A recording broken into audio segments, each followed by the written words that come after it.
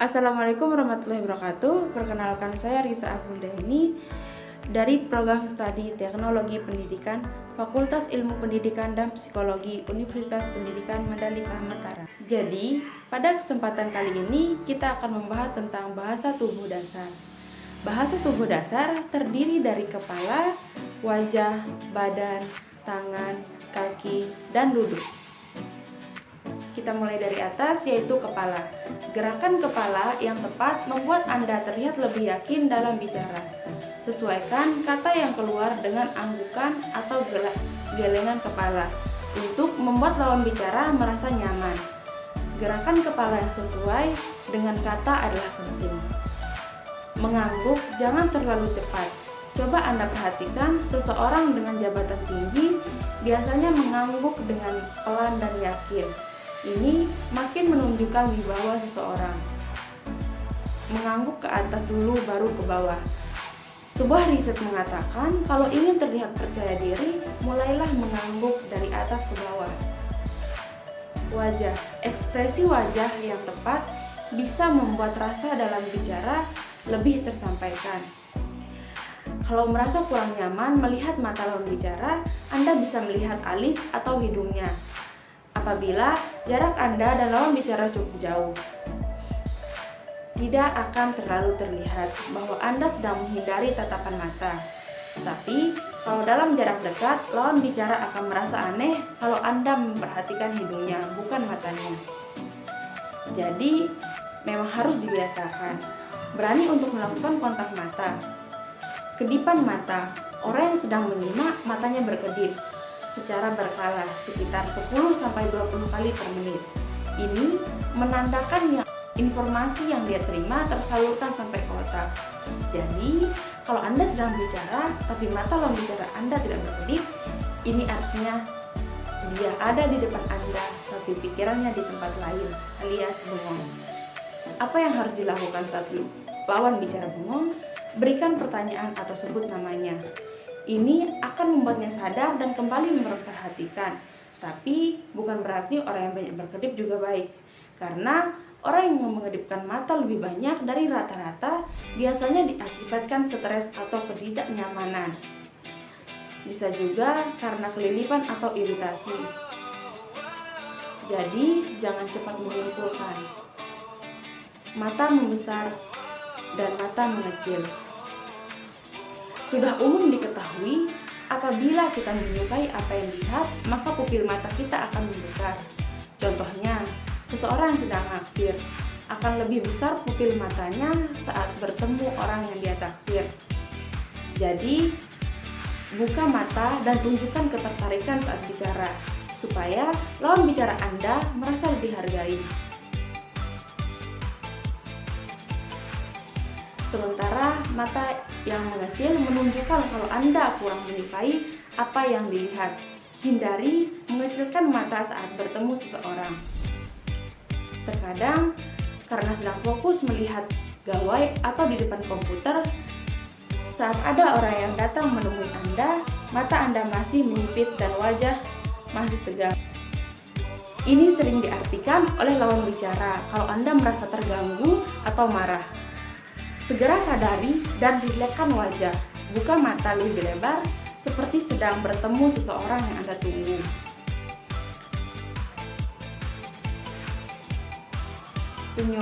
Senyum itu menular. Jadi kalau Anda tersenyum, maka kemungkinan orang yang melihat Anda juga akan ikut tersenyum.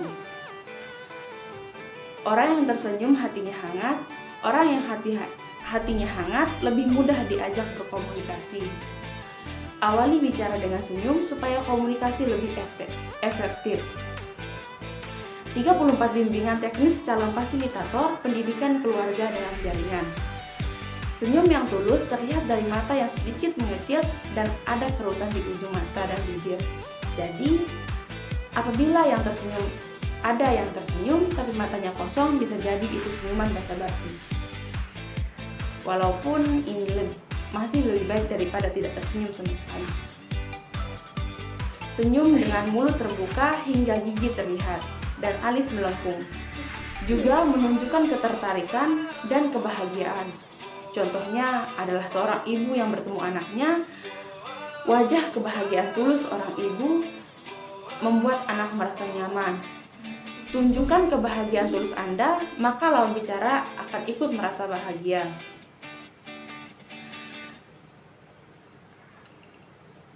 Badan, posisi tubuh yang tepat membuat Anda terlihat lebih berwibawa. Postur tegak bukan berarti Anda harus selalu dalam keadaan tegak sempurna seperti sedang upacara bendera, tapi posisi tubuh lurus tegak pada saat berdiri atau diam akan membuat penampilan Anda lebih meyakinkan. Saat berjalan atau bergerak, posisi tubuh bisa kembali normal, tapi pastikan Anda tidak berjalan dengan menunduk atau membungkuk saat bicara, karena akan terlihat seperti ragu-ragu atau tidak percaya diri.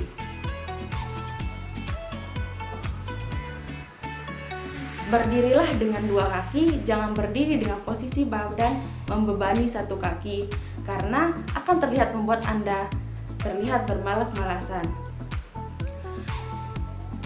Terbuka, kalau tidak perlu, jangan bicara di balik podium atau meja, apalagi kursi. Objek yang menghalangi Anda dengan lawan bicara akan terlihat seperti pembatas, sehingga kedekatan akan berkurang.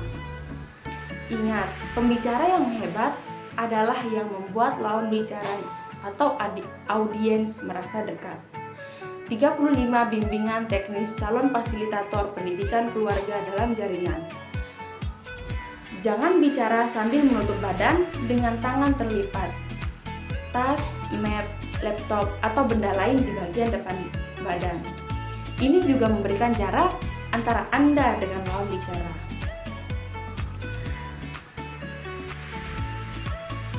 Perut. Arahkan badan khususnya bagian perut atau pusar ke orang yang sedang Anda ajak bicara atau orang terpenting di antara audiens. Ini akan membuat orang tersebut merasa dihargai dan diperhatikan, yang hasilnya akan membuat Anda juga lebih diperhatikan. Selama bicara, juga usahakan perut Anda serata mungkin, terutama yang perutnya sudah mulai terlapisi lemak. Ini akan membuat penampilan Anda lebih menarik.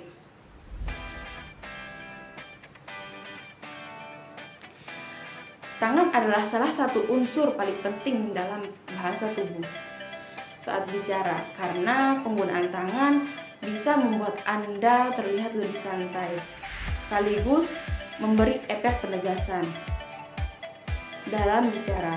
Alan Fish, seorang ahli bahasa, saat bicara di TEDx membagi penggunaan telapak tangan menjadi 3 bagian.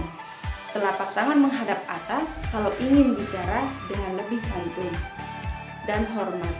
Telapak tangan menghadap ke bawah kalau Anda ingin terlihat lebih dominan dan berkuasa.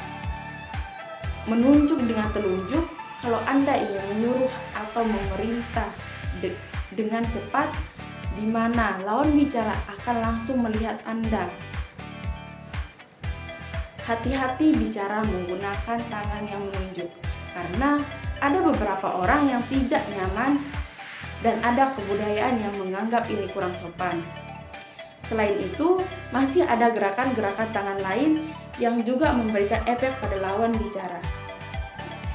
Tangan menggenggam akan memberikan efek semangat, tapi jangan memberikan instruksi atau penjelasan dengan tangan menggenggam, karena akan sulit dimengerti audiens.